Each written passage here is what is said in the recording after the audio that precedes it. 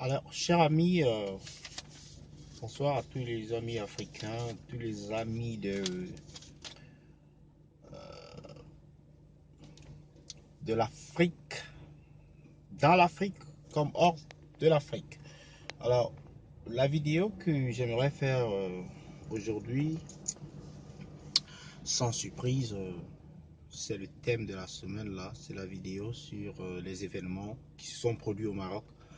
Euh, les événements malheureux et déplorables qui sont produits au Maroc et qui font la une de tous les médias en ce moment. Alors, il s'agit là de cet incident déplorable où des Camerounais auraient bastonné deux femmes, deux Ivoiriennes, deux sœurs, deux compatriotes africains alors qui sont à l'étranger. Alors, il y a un dicton qui dit chez nous en Afrique là que qui vole un œuf volera un bœuf, ou qui vole un œuf volera une poule,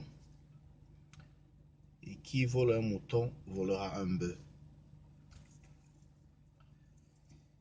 Ces personnes, ces auteurs, les auteurs de cet acte barbare, de cet acte ignoble, les auteurs de ce crime en fait,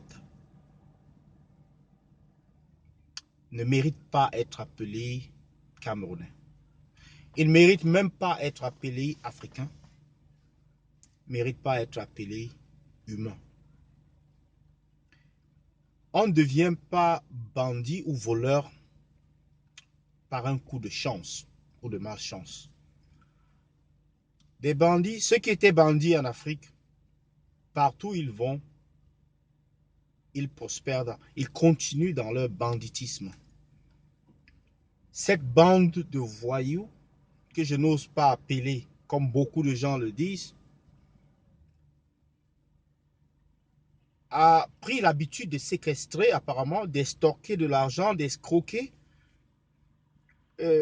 leurs frères africains. Alors, je vais dire, ce qui s'est passé là, il ne s'agit pas d'une guerre entre les Camerounais et les Ivoiriens. Il s'agit d'un groupe ou bien d'un acte isolé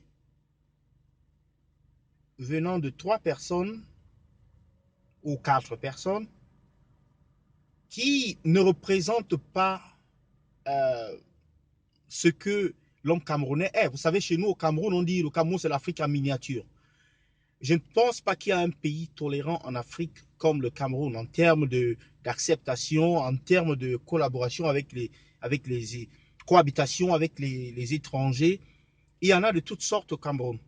Et nous n'avons aucun problème avec eux. Ils prennent même nos terrains, ils prennent même nos femmes, ils nous amènent même à la police, ils nous font enfermer partout, et surtout quand ils ont de l'argent. Et on vit avec eux comme ça. Nos voisins les plus proches sont les Nigérians. Et au Cameroun, ils sont des boss. Alors, ces personnes-là qui sont attaquées, qui ont violé, qui ont séquestré, qui ont battu, qui ont maltraité leurs propres sœurs africaines, vraiment, il manque de mots pour qualifier ce genre de mentalité. Il manque de mots pour qualifier ce genre d'acte odieux. Alors, j'en appelle à mes confrères, à mes frères ivoiriens d'arrêter. Je comprends votre douleur, mais en même temps, je dois vous dire d'avoir un peu de retenue.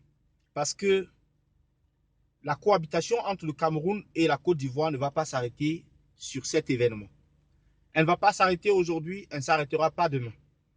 Alors, de grâce, considérez ceci comme un incident isolé et que ceux-là qui ont commis cet acte-là soient punis. Je ne sais pas quelle punition il faut leur donner, mais qu'ils soient punis, qu'ils soient punis et que des gens qui sont autour d'eux ou bien qui pensent à commettre des actes similaires puissent voir en cette punition une menace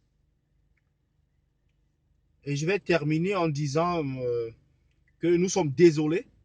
Nous, en tant que Camerounais, nous sommes ahuris, nous sommes euh, sidérés, nous sommes embarrassés, nous sommes étonnés, nous sommes choqués par la violence qui a caractérisé cet incident.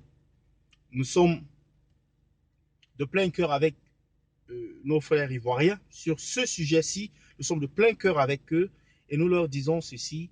Le Cameroun, c'est un pays de paix. Le Cameroun, c'est un pays, c'est un peuple, un grand peuple. Le Cameroun, c'est une grande nation. Et je ne sais pas s'il y a un seul Camerounais qui est sorti de sa tanière cautionner ce genre de bavure. Alors sur ce, je vous quitte et j'attends vos commentaires et à bientôt. Ciao, ciao.